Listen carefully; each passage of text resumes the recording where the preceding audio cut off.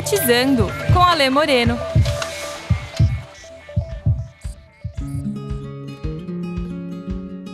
Jogo franco. Entender as pontes que conectam a vida com ela mesma. Os traços que os desenhos revelam, contando histórias de família. Traços reunidos em times num jogo sem fim. Vencer ou perder, só o vivenciar vai dizer. O preparo emocional para lidar com o não saber. As surpresas que dão sabor.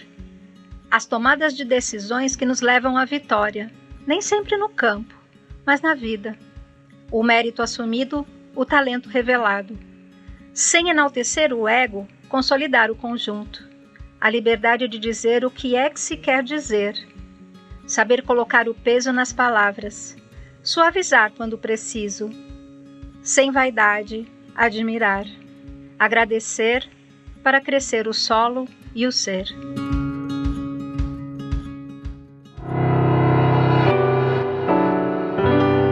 Poemar no Sintetizando. Olá, este é o Sintetizando, o programa de podcast aqui da Síntese. Eu sou o Alê Moreno e estaremos juntos para mais uma conversa. Mas antes eu peço que você siga a gente aqui no YouTube Síntese DH e também no Instagram Síntese _Educacão. Lembrando que síntese é sempre com Y. Hoje eu trago para essa prosa minha querida Malu Aguiar. Eu conheci a Malu num papo prévio de um programa de líderes da Mosaic. E aí eu gostei tanto desse papo, desse esquenta nosso para discutir outras questões que provavelmente nem tem a ver com esse podcast. Eu falei, Malu, eu queria te entrevistar, porque sua história, sua visão de mundo são tão legais e acho que seria muito bom não ficar só comigo, né? Que a gente conversasse e também os nossos ouvintes, as nossas ouvintes, eles tivessem contato com isso tudo. Malu, a minha pergunta simples de 1 milhão de doletas é a seguinte: quem é você, Malu? Oi, Alê. Tudo bem? Oi, pessoal que está ouvindo o podcast. Obrigado o convite. De fato, assim, foi muito legal a nossa conversa lá no Mosaic. Acho que até extrapolou, né, do que era a proposta lá. A gente acabou estendendo. Vimos que gostamos de conversar e temos muito assunto em comum. E é um prazer poder contribuir um pouco e falar um pouquinho da minha experiência. Espero que ajude também ou que contribua, né, para as próximas experiências que a gente venha a ter na vida. E a pergunta de 1 milhão de dólares, né? Eu tenho uma resposta, eu sou engenheira agrônoma, e como uma boa engenheira agrônoma, a gente fala depende. Depende do ponto de vista, assim. A Malu, ela é uma pessoa muito intensa, que se dedica muito ao que faz. Então, desde os meus 14 anos, eu resolvi começar a trabalhar. E não porque eu precisava trabalhar, mas é porque eu gostava de ter essa minha independência, de conseguir ajudar alguém e ser reconhecida por isso, né? Então, eu fui trabalhar pertinho, super fácil. Trabalhava 600 quilômetros da minha casa. Então, eu morava em Piracicaba, tinha 14 anos de idade, e eu era guia turística em Monte Verde, no sul de Minas.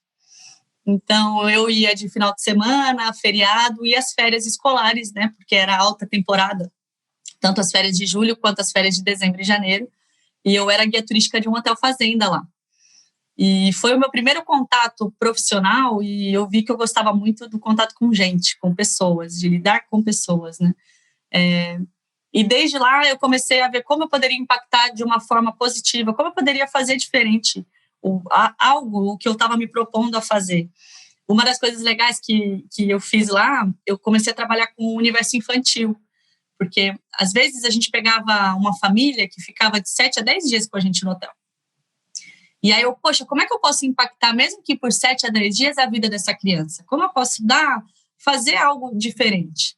E foi numa época, o Hotel Fazenda tinha uma proposta familiar, mas o que eu comecei a avaliar lá é que tinham perfis de família completamente diferentes. Ali. Tinha famílias que eram muito unidas, pai, mãe e filhos. Tinham aqueles pais e mães que eram mais afastados das crianças e era nítido, então a criança vivia com, na época, um Game Boy na mão, algum videogame ali, e os pais não queriam um tempo livre com as crianças, e aquilo lá me incomodava um pouco. Eu falei, como é que eu posso ajudar a interagir, a fazer com que essas crianças consigam aproveitar da estadia delas aqui, né? Se envolver com as outras crianças. E aí eu fui atrás de um curso de pedagogia, isso com 15 anos, no meu primeiro ano nem tanto, mas no meu segundo ano eu fiquei 5 anos no hotel. Mas no meu segundo ano, meu primeiro ano para o segundo, eu fui fazer um curso de pedagogia para conseguir ler, conseguir interpretar desenhos. Bem simples, né? Não sou especialista, não é minha área, eu sou engenheira agrônoma de formação, mas eu fui tentar buscar alguma informação que naquele momento era um dia a dia que eu estava trabalhando. E aí, qual que era a primeira atividade? Essas pessoas que passavam a temporada comigo, que ficavam de 7 a 10 dias, das 8 da manhã às 10 da noite, 11 da noite comigo. Primeiro desenho. Faça um desenho, como você espera que vão ser as suas férias. E aí, normalmente, quando era uma família que tinha mais filhos, ou que a família era unida, a criança estava no meio dos pais, de mãozinha dada, ou junto ali com os irmãos. Quando tinha um certo distanciamento, quando você via que tinha algum distanciamento familiar, os pais estavam do lado da folha, a criança do outro lado, segurando um brinquedo, ou então uma babá ali, ou a presença de alguém ajudando. E a partir daquilo lá, eu construí os times que iam participar durante a temporada inteira, durante aqueles períodos, misturando. Então, quem iam ser os líderes dos times? Aquelas pessoas que já tinham irmãos, que já sabiam lidar com mais gente, que sabiam trabalhar de forma colaborativa ali, e mesclando as pessoas do time exatamente para conseguir compor e dar uma experiência legal para essas pessoas mais tímidas, que não tinham esse tipo de contato. Então, foi ali que eu olhei e falei, não, eu me proponho, o que eu resolvo fazer, eu me proponho a fazer de corpo e alma, sabe? Colocar o meu coração, me dedicar. E aí, na minha carreira, passei por muitas mudanças, saí um pouco do agro, voltei para o agro, mas sempre me dedicando, assim. Acho que quem é a Malu é uma pessoa intensa, que o que se propõe a fazer, eu realmente me dedico o máximo que tiver ao meu alcance. E o restante, eu não sei, é uma história que está construindo, né? E como você desenhou essa carreira para chegar na agronomia? Como que você foi parar na agronomia? Como que foi essa escolha? Eu sou de Piracicaba, e lá a gente tem a Exalc, que é um dos principais polos, né, de agronomia do país. E eu tinha muito contato. Piracicaba, a Exalc, ela vive muito meio de Piracicaba. Eu lembro de criança soltar pipa no gramadão lá da faculdade, da universidade. Então, tem muita interação. E eu sempre olhava e falava, eu vou estudar aqui. E durante a minha trajetória no colégio, eu fui gostando muito das áreas biológicas. Mas eu não sabia realmente o quê. Se eu gostava de medicina, se eu gostava de animal, se eu gostava de planta. E eu tive a sorte de ter uma professora no colegial de biologia que ela dava aula em 2 universidades lá de Piracicaba. Ela dava aula tanto na Exalc e também na Unimep, tanto em ciências biológicas quanto em agronomia, em algumas aulas de pesquisa, de mestrado e doutorado de pós-graduação. E aí, como eu fiz muita amizade com ela e ela sabia do meu interesse, ela começou a me convidar para fazer alguns cursos ou participar de algumas aulas que ela ministrava. E eu comecei a gostar daquele ambiente. Falei, naquela época o projeto Genoma estourou, era uma coisa, saiu do papel mesmo, e os pesquisadores começaram a ter várias descobertas legais, e aquilo lá brilhou meus olhos. E aí foi quando eu decidi ir para biologia agro. Mas eu não sabia se era animal ou planta ainda. Por isso que eu fui para engenharia agronômica, porque é um curso muito completo. Você pode ir para a área animal, você pode ir para a área vegetal. Não gostei disso, eu quero ir para finanças. Você pode ir para a parte de bolsas, o CPE é uma das instituições aí, referência em precificações, em análise de grãos. Então, pode ir para o mercado financeiro, pode ir para o mercado de alimentos, pode ir para pesquisa, ensino e extensão. Então, eu falei, bom, eu estou coberta. Eu sou uma menina de 17, 18 anos, não queria colocar esse peso tão grande, tão nova, eu tinha essa consciência já, acho que mais cedo também, que eu fui construindo. Fui atleta também, eu gosto de esporte, a minha vida inteira pratico algum esporte. Então, acho que eu tinha muito essa consciência de, olha, não vou me culpar se não der certo, mas eu vou entrar numa faculdade onde me dê o máximo de oportunidades possível. E eu tive uma sorte grande de acertar, assim, de primeira, porque a hora que eu entrei na Exalc, eu vi a gama de oportunidades ali, a forma como eu fui traçando a minha carreira. Eu fui presidente do centro acadêmico lá, então eu tinha muito contato com os professores, com todos os departamentos, né? E a isso eu tinha acesso, então, a muita informação, e eu fui construindo a minha carreira ali, para hoje chegar na Mosaic Fertilizantes, com um pouco de bagagem aí para contribuir. Então, você falou de esporte, quero saber qual é a sua relação com o esporte. Você contou um pouco disso, eu quero entender. Você falou que foi atleta de alguma específico ou Sim, não? de handball. Eu não me conheço sem jogar alguma coisa, desde pequena. Os meus pais, eu tive o privilégio de estudar numa escola salesiana, que dá muita ênfase para o esporte. Então, por exemplo, quando os meus amigos tinham semana de saco cheio e ficava a semana inteira em casa, a gente tinha a semana olímpica, era a semana de jogos. Então, eles davam muito incentivo ao esporte. E eu lembro, por exemplo, eu queria fazer futebol e não tinha time feminino de futebol. Eu tinha lá meus 5, 6 anos de idade e eu jogava com os meninos de 8 anos. E aí eles jogavam em campo. O professor falava, tem que jogar descalço para aprender a bater, para aprender a sentir o peso da bola. E minha mãe olhava na grade e falava, essa menina toda meiguinha, voltava em casa toda roxa. E eu sempre gostei de esporte coletivo. Então, comecei jogando tudo, assim, tá faltando alguém, chama a Malu vai ajudar de alguma forma. E eu entrava para vôlei, para basquete, eu sempre gostei, respirei muito esporte. Eu nunca fiquei em casa, assim, eu gostava de ficar na rua ou no colégio jogando alguma coisa. E o handball despertou meu interesse desde muito cedo. Comecei a jogar com uns 10 anos, 9, 10 anos. E a base do salesiano lá do colégio que eu estudei era muito boa. Tinha a minha treinadora, a minha técnica do colégio, ela tinha contato com o pessoal do 15 de Piracicaba. Foi quando eu comecei a fazer alguns jogos, a gente jogava contra, e aí eu apanhava muito, eu falava, cara, é outro nível, um nível profissional, e é isso que eu quero fazer essa carreira. E aí eu fui para o 15, comecei a treinar com as meninas, e só que é um jogo que tem muito contato, né, Alê? Tive algumas vitórias na minha vida, joguei com a Exalc, e aí o nosso maior desafio, né, porque dentro da USP, né, dentro de todas as unidades, tem Pinheiros, que tem um corpo atlético, sim, um investimento muito grande, o pessoal faz uma carreira ali também, né, de esportes. E a gente sempre tinha como meta, a gente tem que ganhar de Pinheiros, tem que ganhar da turma do Pinheiros, e vencemos uma vez. Então, só que foi meu último jogo, que eu quebrei o meu nariz pela 3ª vez.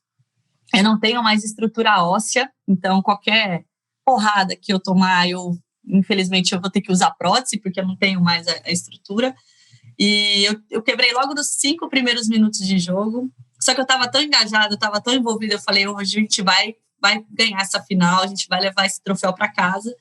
Minha irmã estava na plateia, ela viu, eu mesmo voltei meu nariz na hora, coloquei gelo e tal, voltei para campo, joguei os 2 tempos. Nós fomos campeãs.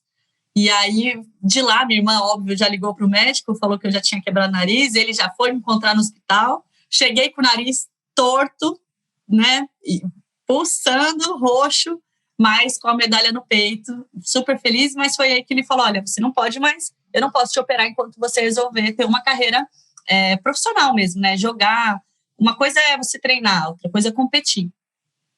E foi quando eu tomei a decisão de parar, encerrar minha carreira de competição. Foi um momento muito difícil para mim, Ale, porque eu nunca me vi jogando algum esporte individual. Eu sempre fui do coletivo. Eu sou uma pessoa do coletivo. Eu gosto muito do que eu faço, seja no trabalho, com os meus amigos. Eu olho como eu posso contribuir, como posso ajudar de alguma forma. Então, ali, para mim, foi um momento que ele virou e falou, olha, vai se dedicar a esporte individual. O que eu vou fazer? Eu nunca tinha ido para um esporte individual. O máximo que eu fiz foi atletismo no colégio, porque para não perder de WO. Entra lá, Malu, faz um salto à distância, vai correr, mas para ajudar, né? Ajudar como time, né? Então, foi um momento muito desafiador para mim, foi uma virada, uma mudança muito brusca, porque eu não me via não entrando em quadra com outras pessoas, falando o que vocês esperam de mim, o que eu espero de vocês ali no jogo. Mas foi um tempo difícil, fui tentando algumas coisas, tinha na minha cabeça, por exemplo, triatlo eu ia gostar muito, porque era alta performance, eu estava acostumada com esse ritmo, não me adaptei bem, até que eu cheguei hoje em alguns esportes que eu faço, me dedico e sou apaixonada, que é aquela coisa que me tira da cama 5 horas da manhã no frio, e eu faço com prazer, que é lutar Muay Thai, mas só o treino, eu não chego a competir, exatamente para, né, dar uma protegida, garantir que não vou quebrar de novo, mas a luta me ajuda muito, consciência corporal e até endorfina, liberar, começar o dia bem. O surf também foi um prazer que eu descobri, eu acabei com a minha carreira, né? Fui para o campo, passei muitos anos longe do mar, Mas hoje, há 2 anos, eu consigo conciliar o profissional com o pessoal, moro no litoral, e aí consigo surfar de final de semana, então também é um esporte que me apaixonei, assim, a minha terapia. Ô Malu, você falou de várias coisas, eu fiquei aqui pensando nessas conexões, porque você estudou agronomia, e eu posso falar também, porque eu também sou agrônomo, então é uma profissão que dá uma visão, e você mesmo traz na sua fala, que te dá um repertório, assim, um olhar de tudo. Aí você falou sobre os esportes, e do esporte do coletivo, individual, da relação com o grupo, de pensar no grupo, de estar junto, de lutar por uma vitória coletivamente. Qual você acha que são as pontes entre o esporte e a agronomia? Se é que tem. Você consegue pensar essas conexões? Tem sim, tem várias. O esporte, ele te dá muita disciplina, né? E eu acho que o curso de agronomia, o agrônomo em si, ele tem que ser disciplinado, porque a gente não para, né, Lê? O campo, ele é 365 dias do ano, não tem feriado, não tem férias. Eu me lembro de estar no campo e não saber se eu ia voltar para o Natal para ver a minha família, porque estourou lagarta e eu precisava ajudar os produtores. Então, esse senso de coletivo, apesar de eu ter férias, por exemplo, pelo trabalho, eu não conseguia, eu estava muito comprometida ali. Eu sabia que eu tinha uma carteira de clientes que estavam num momento extremamente sensível, porque o agro, ele é uma caixinha de surpresas, assim como qualquer esporte que você vai fazer. Você não entra sabendo que você vai ganhar em quadra. Assim como numa safra de soja, você não entra sabendo que você vai produzir tantos sacos por hectare. Você tem uma expectativa, eu tenho expectativa de vencer esse jogo, eu tenho expectativa de colher tantos sacos por hectare, mas tem uma caminhada, tem todo um esforço para chegar lá. Então, essa disciplina aí, não é nem resiliência mesmo, essa calma, né, essa frieza que você tem que ter de, startei, entrei em campo, comecei a minha safra, o que eu tenho que fazer em plano A, plano B e plano C. Se der seca, se der muita chuva, se der ataque de lagarta, se estourar daninha. Então, você tem que ter um preparo emocional para as duas situações, seja para entrar em campo, para ser um esportista ou para ser um engenheiro agrônomo, porque é uma caixinha de surpresa. A gente nunca sabe o resultado final. Eu adoro a sua linguagem, caixinha de surpresa, uma linguagem bem de atleta mesmo. O futebol é uma caixinha de surpresa. Você fala de esporte, fiquei pensando na minha filha até ontem eu levei ela para treinar, ela treina futebol, também ela ama esportes, e ela é a única menina no meio dos meninos, assim. E até falei e é uma professora, por incrível que pareça, é uma professora. Eu falei assim, aí ela foi, a menina fica, depois aparece outra, depois desiste, nenhuma sustenta, né? Mas depois uma acaba puxando a outra, isso é legal. Uma acaba, então foi isso que eu falei, a Manu aqui tem como papel puxar as meninas para daqui a pouco ter um time feminino aqui, por que não? Mas ela é apaixonada. Agora, a pergunta é a seguinte, você falou e você fez as conexões aqui do esporte e do agro, e você está numa empresa, está no mundo corporativo. Quanto essas habilidades, tanto do esporte que você falou que estão presentes, é nítido, eu venho você, é fácil perceber que você é esportista. Eu tenho uma revelação, eu já corri no campo do 15 de Piracicaba, hoje cantaremos o hino do 15, eu e você. Cantaremos. Cachará de forfe, carcanha de grilo, asa de barata, 15. De Piracicaba. Depois desse momento surreal, eu queria saber o seguinte, e me fala, levando isso para o mundo corporativo, quanto isso pode te ajudar, porque também acho que as pessoas que nos escutam, pelo menos eu fico pensando, estou pensando por mim aqui, tantas coisas que eu uso na minha vida hoje tem a ver com uma coisa que você falou aqui, eu fui do diretório acadêmico, isso me ajuda muito, morar em república me ajuda muito, ter estudado o que eu estudei me ajuda muito, não é que eu vou pegar exatamente a aula que o professor ensinou e colocar na prática do mundo corporativo, mas essa experiência de vida, essa rodagem nesses ambientes me dão muitas possibilidades. Como que o esporte e essa vivência sua na agronomia, desde o esporte coletivo até o individual, ajudam você hoje no mundo corporativo e como podem ajudar outras pessoas também? A vez que assim, ficou mais nítido para mim o quanto o coletivo está presente em mim, foi, de fato, quando eu era presidente do centro acadêmico, nós fizemos uma assembleia, tiveram mais de 1.000 pessoas, tanto é que eu tenho cópia até hoje dessa assembleia, porque ela foi histórica, e a tomada de decisão ali daquela assembleia foi contrária ao que eu, Malu, acredito. Só que eu não era a Malu ali. Eu era presidente do centro acadêmico, onde eu representava a maioria. E ali eu tive que subir para a congregação e eu defendi a maioria. Eu me despi completamente da Malu, das minhas crenças, e fui lá do meu papel que eu assumi. E fui para defender, e defendi, e foi aprovado da forma como a gente queria. Então, e que depois eu entendi e venci, e assim, comemorei com todo mundo a vitória. Mas ali, para mim, foi um ponto muito marcante, que eu entendi que como a minha relação com o esporte me fez... Porque eu nunca, por exemplo, eu fui, me gabei, eu fui atacante do jogo.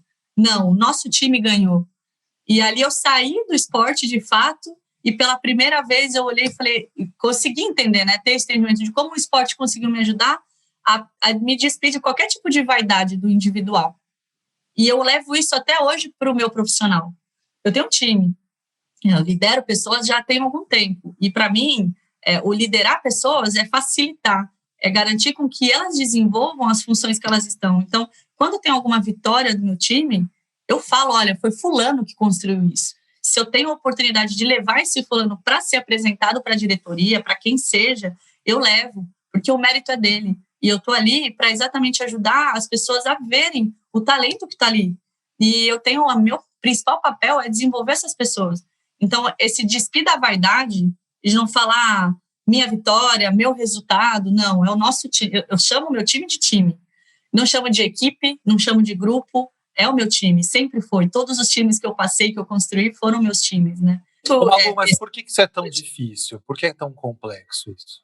Eu acho que a vaidade, ela cega muitas pessoas. É muito difícil isso, é um trabalho quase que diário, de você olhar e agradecer, de saber responder um e-mail. Às vezes eu estou enviando um e-mail, até as palavras. Eu tomo muito cuidado, por exemplo, para não falar, vou mandar uma mensagem, vou te mandar um e-mail. Não uma palavra de ordem, eu vou te enviar. As palavras têm muito peso. Então, você tem que tomar cuidado, até como as pessoas vão entender, vão assimilar. Você não sabe, nesse momento de pandemia ainda, que as relações pessoais estão cada vez mais distantes, você tem que ter alguns certos cuidados. E esse senso de vaidade, porque o que é o mundo profissional? São as pessoas querendo crescer, né? Não tem com aquela pessoa que quer estabilizar, quer ficar parado. A não ser que você já chegou onde você queria chegar, mas até chegar lá, você quer crescer, você quer galgar alguma outra posição, algum tipo de reconhecimento. E aí o como é muito importante. Você pode chegar de forma individual? Pode, mas a qual preço? De fato foi individual 100% ou você teve a ajuda de alguém e você reconheceu esse alguém? Colocou numa fala, colocou num e-mail, agradeceu? São pequenas ações, eu não estou nem falando de grandes resultados não, mas alguém que me passou uma informação que foi muito relevante. Cara, obrigada por compartilhar essa informação. Não custa nada, e eu acho que como companhia a gente cresce, mas não é fácil, porque a gente tem essa vaidade individual, a gente tem essas aspirações individuais. Então, eu acho que quando a gente trabalha o esporte, o coletivo, o próprio técnico não deixa você crescer, não tem jogo de ego. Fica na sua aí, porque, Malu, você pode ter destruído hoje, parabéns, foi animal. Mas se você só conseguiu fazer tanto gol, porque fulano, ciclano e ciclano te deram assistência, te deram cobertura. Então, ali baixa a tua bola e te coloca no lugar onde você é. Você não está sozinho em nenhum momento da tua vida, no universo. Todos os lugares que você está, você é alguém ali. Seja na tua família, seja na tua roda de amigos ou no teu trabalho. Então, o coletivo te ajuda muito. O esporte coletivo ajuda você a ter essa mentalidade. Né? Ô Malu, você já quebrou o nariz no mundo corporativo também? Já quebrei o nariz, acho que isso assim, e não é, acho que por falta de experiência, até pelo começo de carreira, de entregar a minha vida inteira para o meu líder e falar, não, se ele me lidera é porque ele tem a capacidade de estar ali, e não necessariamente. Infelizmente, às vezes, a gente tem alguns chefes, né, aquela liderança aquela diferença de chefe e líder, que está ali só crescendo e não olha para o seu time, não constrói time. Tanto é que isso me ensinou muito olha, é bom ter esses tipos de maus exemplos, porque te guia, né, te orienta o que eu não quero ser, então o que eu não posso praticar, a forma como eu não posso agir.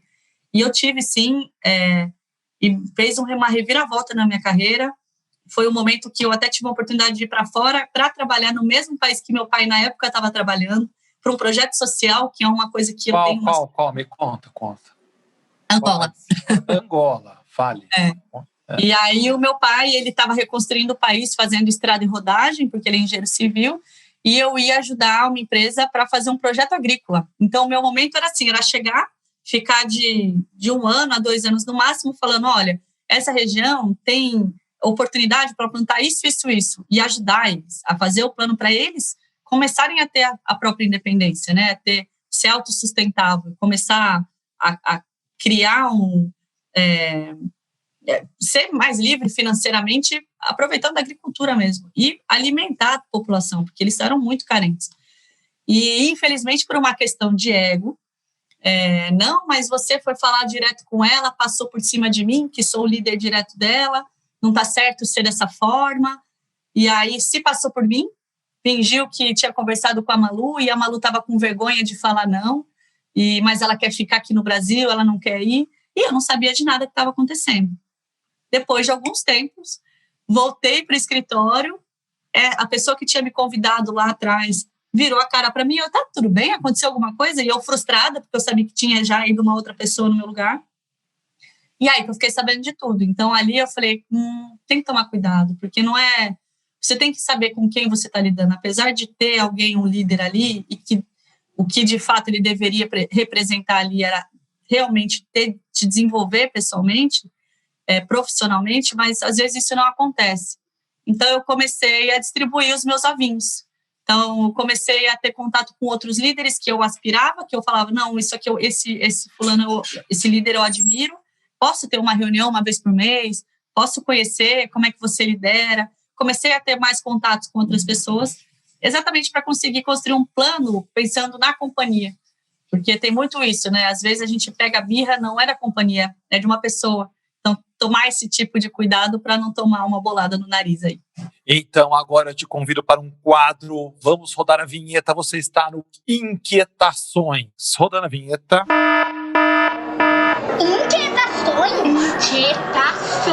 Inquietações? Inquietações? Muito bem, Malu, você está aqui no quadro Inquietações, o quadro que afeta mentes e corações, e aqui a resposta é papum, resposta curta. Eu falo e você já responde, né? Para devagar, filosofar, senão você vai quebrar a cara, eu não vou deixar você falar muito. O que te inquieta quando o assunto é família? Ter dedos para falar, sabe? Você não ter liberdade para conversar direto com a tua família de todos os assuntos. Esconder coisas, sabe? O que te inquieta quando o assunto é esporte? Corpo mole. O que te inquieta quando o assunto é agricultura? Desigualdade de oferta. O que te inquieta quando o assunto é liderança? Vaidade. Pamonha de Piracicaba, verdade ou mito? Mito! Total mito. Podia ser a terra do caldo de cana. Exalc ou Unesp? Essa você não vai responder porque eu sou da Unesp de Botucatu, então encerramos o quadro Inquietações. Vamos lá. Equilibrando. Com Fred Barão. Olá, queridas, olá, queridos. Uma vez que equilíbrio é movimento, nada melhor do que gerar esse movimento com boas perguntas, com boas reflexões que podem nos levar a algum lugar, sem a pretensão de lacrar, mas com um desejo muito grande de ampliar, para trazer, quem sabe, movimento e real bem-estar. Hoje, nosso assunto é o ato de meditar. No nosso mundo moderno, somos consumidos de manhã até à noite com atividades intermináveis. Não temos muito tempo ou energia sobrando para refletirmos sobre as causas fundamentais da nossa felicidade ou do nosso sofrimento.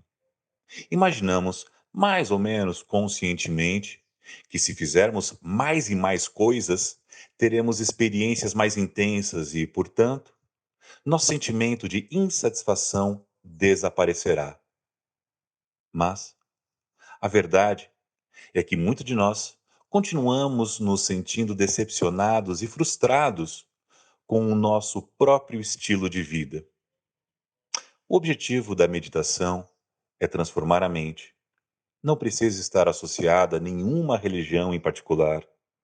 Cada um de nós tem uma mente e cada um de nós pode trabalhá-la. Pode ser que você se sente para praticar alguma meditação ou uma pausa meditativa e 2 minutos depois desista, dizendo para si mesmo: esquece, hoje não vai dar para meditar. Então se levanta e vai ver TV ou mexer na internet. Isso é como estar muito doente em pensar: ah, eu estou tão doente. Eu estou doente demais para tomar um remédio. Eu vou deixar para tomar esse remédio quando estiver me sentindo melhor. É, é nos momentos em que a nossa mente está mais desequilibrada que nós precisamos meditar. Neste Equilibrando, dei voz a 2 pessoas sensacionais, Alan Wallace e Mathieu Ricard. Desejo que você medite sobre estas palavras e avalie seus hábitos. Um forte abraço. Equilibrando. Com Fred Barão. Malu, estamos de volta e o negócio é o seguinte: como foi para você conversar comigo e contar essas coisas, dialogar, pensar sobre a vida? Como que você sai dessa conversa? Conte. Eu acho que isso é o mais legal, assim, não teve nada combinado, né? A gente contou muito com o nosso bate-papo mesmo, daquela primeira, que não tinha nada a ver com o assunto. E o legal, você vai conduzindo de uma forma que você faz refletir. As conexões que você me fez fazer me fizeram refletir de uma forma que eu não tinha parado ainda para pensar. E, de fato, né, tem muita ligação. Acho que onde eu estou agora tem muito do que eu fui, do que eu construí, do que eu vivenciei. Então, acho que eu saio daqui com um nível de reflexão maior aí e vou parar para pensar. Acho que hoje vai ser um dia de reflexão, com certeza. E com a participação especial do seu cachorro no final. Que Exato, chama Berinjela. Desculpa. Berinjela. Obviamente, como uma agrônoma, ela tinha que pôr o nome de Berinjela no cachorro. Mas aqui temos o equilíbrio. A gente tem o Panceta e o Berinjela. Olha lá, que maravilha. Então, temos zootecnistas e agrônomos. Malu, como que as pessoas te encontram, te convidam para shows, festa sertaneja, rodeio, para comer pamonha, ou tomar caldo de cana, ou até surfar contigo? Quais são os seus contatos? Bom, vocês podem buscar os meus contatos pelo LinkedIn, é um lugar que eu tenho bastante acesso, e lá é Maria Luísa Aguiar, Luísa com S. E eu tenho também, posso depois compartilhar o meu e-mail, caso alguém queira passar alguma experiência, pedir alguma ajuda e eu puder contribuir, com certeza contem comigo. É luisa_aguiar@hotmail.com, Luísa com S. Malu, eu vou deixar todos esses descritivos aqui no YouTube, no IGTV do Instagram, no LinkedIn, tudo quanto é lugar, para as pessoas te acharem e contratarem você para shows, para partidas de futebol, de handball, mas só a parte Sem sempre sem contato físico, ou enrolada você em plástico bolha. Malu, toda pessoa que participa desse programa tem um direito, que é pedir uma música. Para terminar o programa, que música que representa o nosso papo, a sua vida, a sua história, ou qualquer coisa que você queira, mas você quer ouvir, que você quer terminar esse programa? Tem uma música que eu gosto muito, eu não sei o nome dela, e são vários cantores que já cantaram ela, Alceu, Elba, que o refrão dela é muito legal, que é Deus me proteja de mim e da maldade de gente boa, né? E é isso que eu mais peço, assim. Tem alguns anos já que nas minhas orações eu não peço nada, eu só mais agradeço. A única coisa que eu peço é saúde e proteção, e o resto é comigo, eu que tenho que fazer a minha parte. Então, essa música me representa muito. Deus me proteja de mim e da maldade de gente boa. Então, se você gostou dessa prosa, obrigado, Malu. Se você gostou dessa prosa, para quem esteve conosco aqui ouvindo esse programa até agora, você sai desse programa entendendo que pamonha de Piracicaba é um mito. Você sai entendendo as conexões entre esporte, entre agronomia e entre a pedagogia lá no começo que a Malu contou, que movimentou a cabeça dela para tentar entender as pessoas e as famílias. Espero que vocês tenham curtido. Compartilhem com seus amigos, compartilhem com todos e todas aquelas que, por que não, queiram ouvir e aprender com a Malu. Curtam e sigam a gente aqui no Síntese DH, no YouTube e também no Instagram, Síntese_Educacão. Cante um pedacinho pra gente chamar a música. Vai, Malu. Deus me proteja de mim e da maldade de gente boa. E com esse balanceio de Malu, muitíssimo obrigado e nos vemos no próximo programa. Até lá. Deus me proteja de mim e da maldade de gente boa, da bondade da pessoa ruim. Deus me governe e guarde, ilumine zele assim.